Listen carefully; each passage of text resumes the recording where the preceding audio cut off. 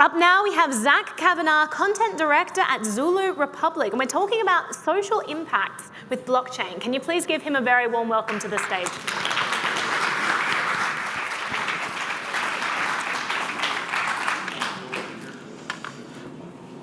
Hello, everybody. My name is Zach. I'm working with Zulu Republic, and I just want to say what an honor it is to be here speaking at the first ever Litecoin Summit. How cool is that? So thank you all for being here to listen to the talk.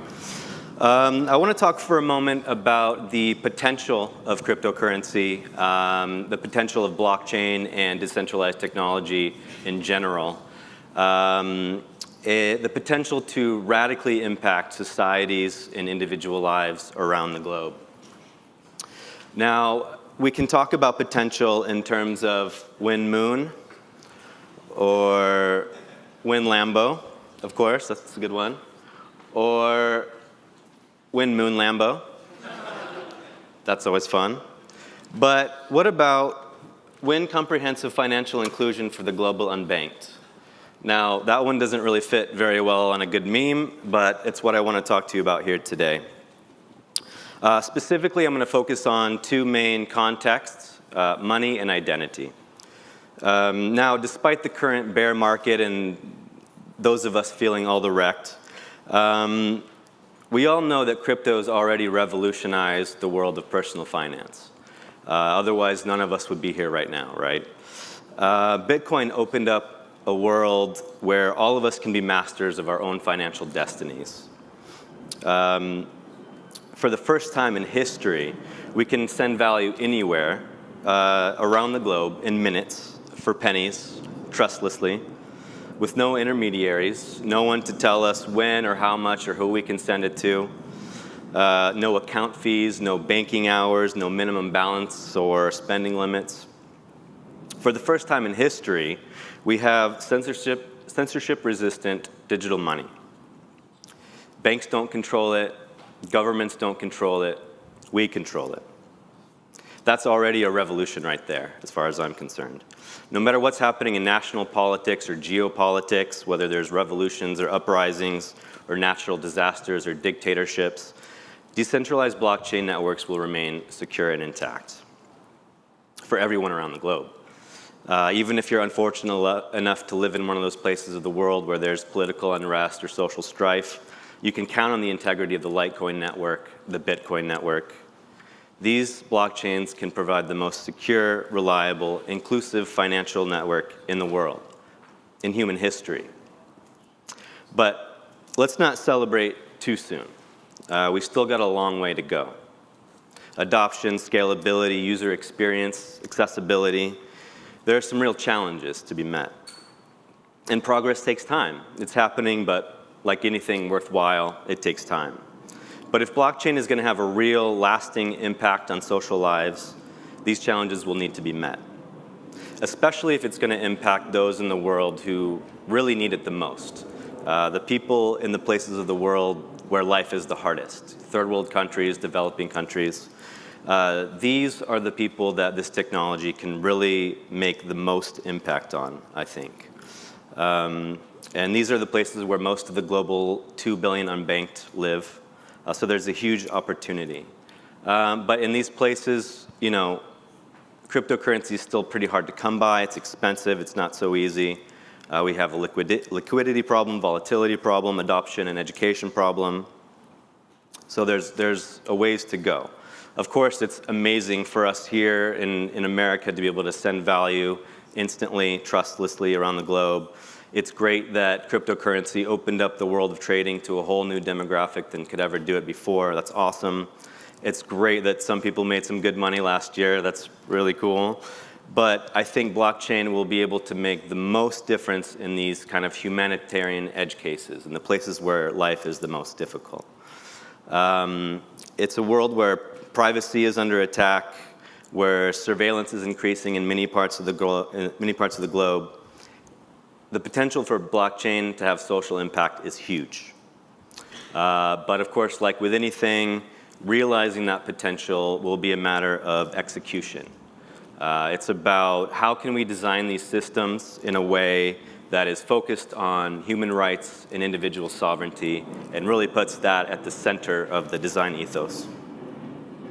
So I'm going to ask you all to imagine for a moment something that may be difficult to imagine, but I'm going to ask you to imagine what it's like to be in the middle of the migrant crisis, the refugee crisis, to really try to put yourself in that situation and what it would be like to actually be living through that. So it's difficult, but let's try. You guys with me? Okay, so imagine you live in a small village somewhere.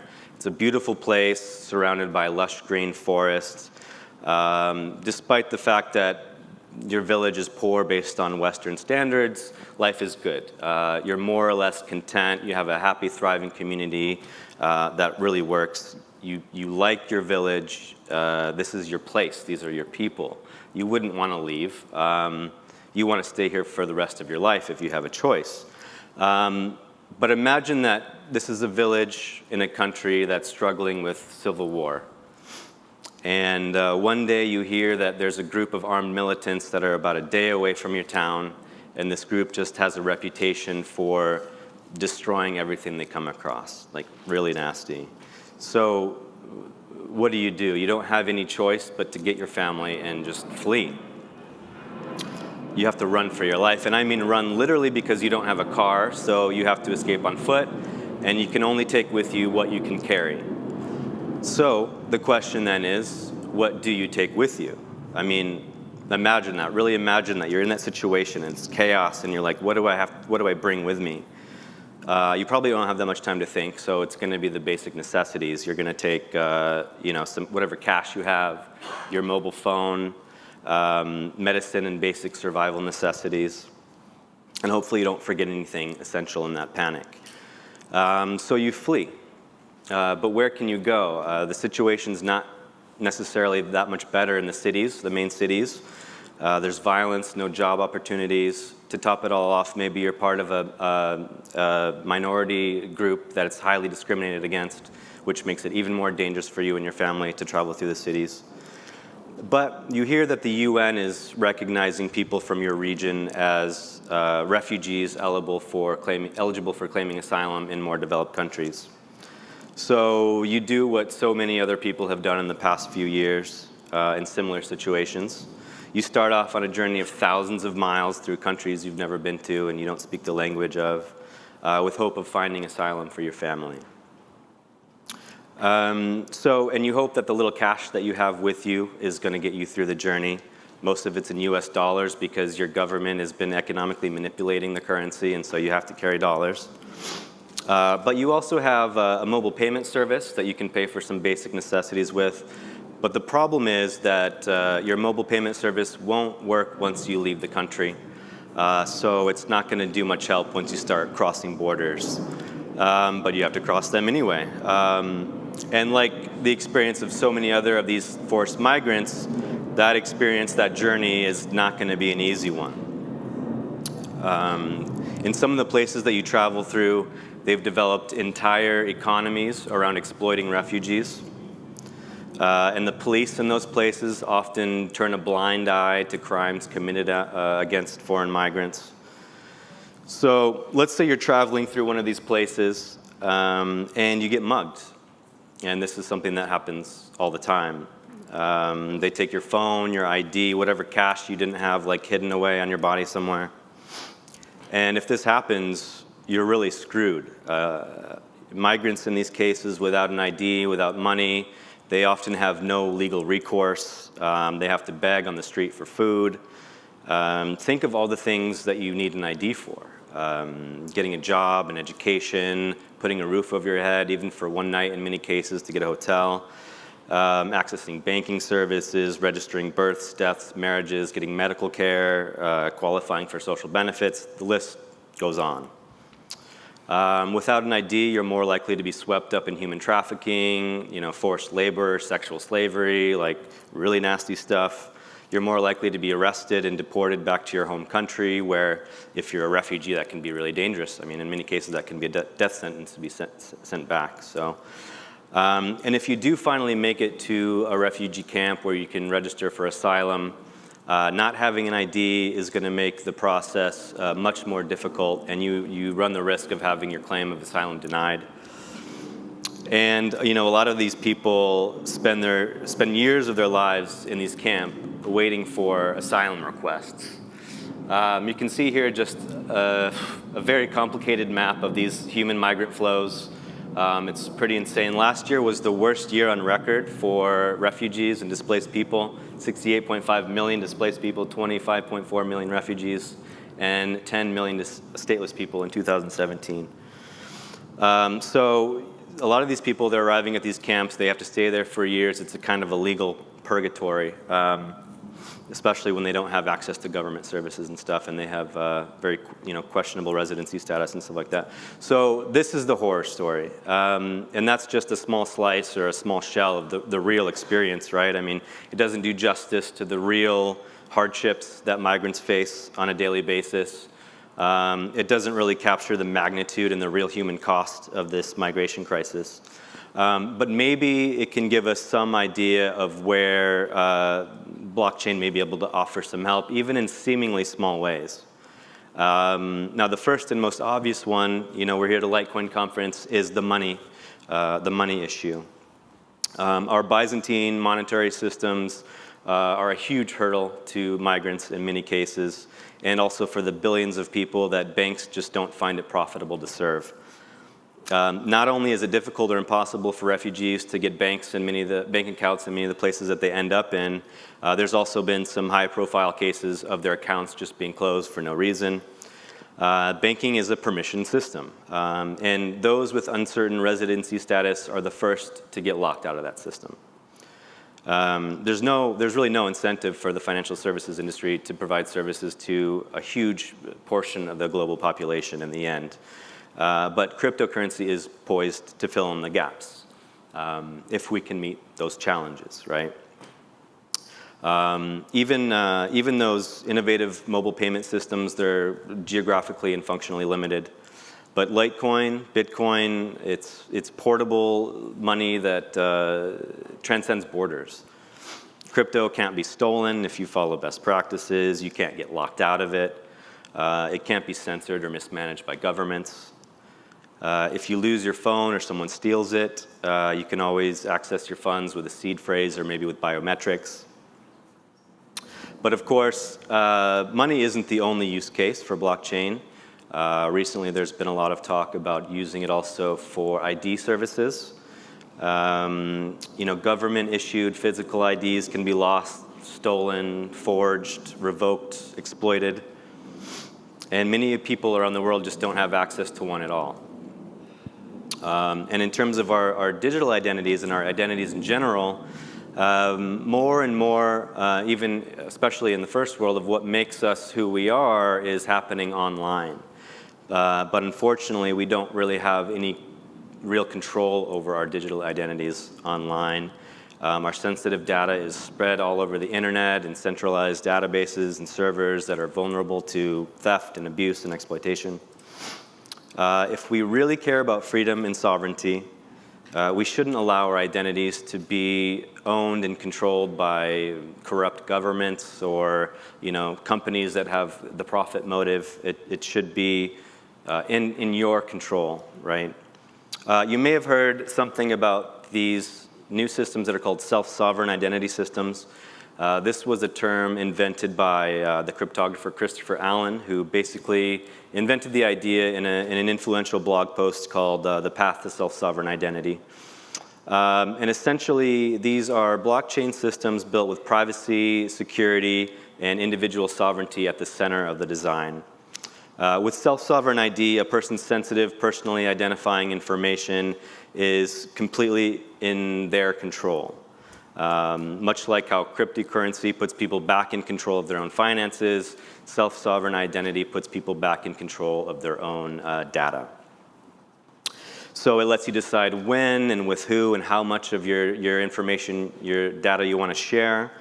And to limit the disclosure of unnecessary data whenever that's possible, and nobody can access that information without your permission. Now, in the cases of migrants and refugees, If we had a widely accepted self-sovereign identity system, it couldn't get lost or stolen or revoked or used for fraud. And it could simplify the process of applying for asylum, getting financial aid, accessing legal and health services. It could go a long way if it was actually adopted and implemented. So going back to our little thought experiment of like trying to imagine what it's like in that situation, it's not like blockchain is going to automatically solve the refugee crisis. It's not going to be, being a migrant is not going to be a day at Disneyland all of a sudden. But it may help to address some of the more common problems. So again, imagine that you're fleeing, but this time you're not limited to just carrying physical cash or to a mobile payment service. You can actually carry Litecoin or Bitcoin with you wherever you go. And you have a completely borderless, mobile, censorship-free, self-sovereign way of managing and transporting your wealth with you anywhere. So when you arrive in a new city, in a new country, instead of having to exchange cash and probably pay a hefty fee, maybe you can find a merchant that accepts Litecoin and you can get the basic necessities that you need right there. And even if you don't have a smartphone, you don't have access to the internet, you can use a service like LiteIM, which lets you send Litecoin via SMS messaging. So that's pretty cool. And your money's still there with you whenever you need it, wherever you go. You don't have to arrive, broke and destitute on the street begging for money. As far as the self-sovereign ID side goes, these systems are still in their infancy. We're still building them, so we don't know exactly what it's going to look like. But you can imagine that before you leave home, you're able to pre-register with a United Nations approved self-sovereign identity provider. You go through a basic KYC onboarding process, but after that you have an irrevocable blockchain ID that's accepted by the UN and most of its member states. You can't lose it, nobody can steal it. It goes with you wherever you go. You can access it from your phone, but of course if you lose your phone, if someone steals it, you can get that data back with a seed phrase or maybe with biometrics, and your government can't revoke it. No country can deny you financial aid based on not having proper identification. Nobody can see your data without your consent.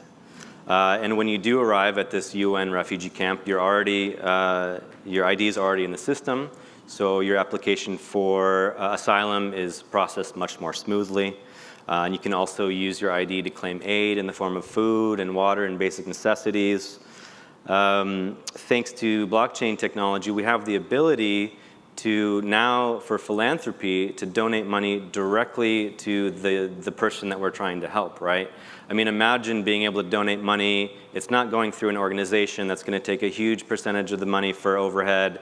It's not going to get siphoned off by corrupt government people and bureaucrats that are stealing it. In a lot of cases, aid just never arrives. And this is really exciting because blockchain can revolutionize philanthropy. With cryptocurrency and self-sovereign identity, yeah, we can have it to directly arrive at the people who need it most. And thanks to partnerships with UN, the acceptance of self-sovereign identity in the countries where you might be granted asylum, can make the process of getting and assimilating much easier. You don't have any problems opening bank accounts or securing housing or doing anything you need an ID to do in modern society. And it's all under your control. Now, of course, these may seem just like small incremental improvements in the grand scheme of things. I mean, this is a huge social problem, obviously. Blockchain is not going to magically fix the migration crisis.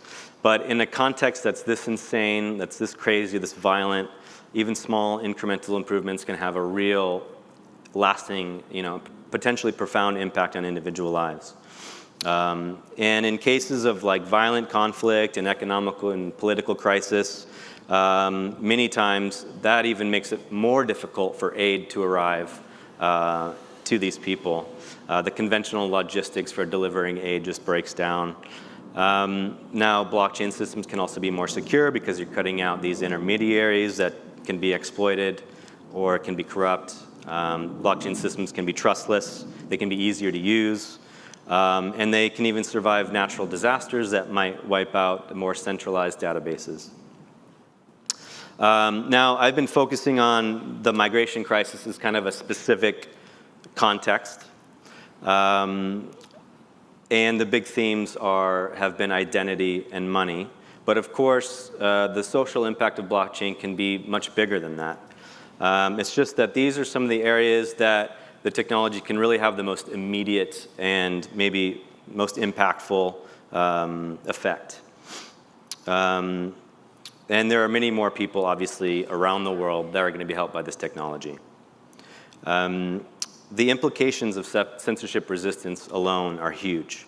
As authoritarian regimes continue to hold power around the globe, cryptocurrencies can be an important financial lifeline to billions of people. In much of the developing world, people are still relying on cash remittances, fiat transfers to survive, and the fees for that are often really crazy, like 20%. But as I speak, people are developing blockchain systems, decentralized systems for real major social impact. Censorship and fraud-resistant voting systems, immutable databases for securing property rights, renewable energy cooperatives, humanitarian microfinance networks. The list goes on and on. Real financial inclusion, real open access, real global coordination. These are the things that blockchain can really have the most impact on. Now, again, there's a lot of work to be done before we can get there, and it's not like it's going to solve the crisis, but they can really make, this technology can really make an impact on the individual level if we build these systems with privacy and human rights in mind. With digital identity systems, these are coming whether we're ready for it or not. The UN, according to their Sustainable Development Goals, have pledged to develop an identity system by 2030. So the question is, who will build these systems and how will the incentives be aligned? Will digital identity be built in a way that facilitates government surveillance, erodes privacy, and puts ultimate control in the hands of governments and corporations? Or will they be built with privacy, human rights, and individual sovereignty at the center of the design? Will we finally be able to own our own data? This is the vision. This is the positive vision. And at the company I'm working with, Zulu Republic, this is kind of the more positive vision of the future that we're actually trying to work towards and make a reality. And we're working on exactly these two areas, finance and identity, because we think that these are the areas that blockchain can have the most immediate and profound social impact. One of the more promising projects that I mentioned already was LiteIM. The fact that you can send Litecoin via SMS messaging can be huge in many parts of the world. It's really exciting. And even those living under censorship or where the government has outlawed cryptocurrency, in that case, will be able to use Litecoin. So we're really trying to take Litecoin everywhere. We've also got LiteVault, which is a trustless, sorry, not done yet. Is the time up? Okay. We've also got LiteVault, which is a trustless Litecoin web wallet with kind of the perfect balance of convenience and security. But you'll hear more about these with the next speaker, Michael Rodriguez. He's my colleague. He's going to talk more about the products and the cool stuff that we're building for Litecoin. So I'm sure he'll answer more of the questions that you guys might have about that. And so we're really trying to create a kind of a comprehensive financial hub. And we're also working on self-sovereign identity, which we're designing to give people kind of complete control over their data. And one of our primary goals, obviously, in developing these platforms is this humanitarian use case and trying to really get meaningful partnerships with the organizations that can help bring this to the people that it can really help the most. So it's a start. Progress is a long road, but you got to start somewhere, right? And I think, the most socially impactful uses of blockchain may not have even been imagined yet. So I am really excited to see what's still to come in the next few years in this space. And as far as I see it, that's where you guys all come in. That's where we all come in because, it really takes an entire community to move this space forward. So please keep thinking, keep building, keep dreaming, keep building. And please stick around for Michael Rodriguez's talk, who's after me. Thank you.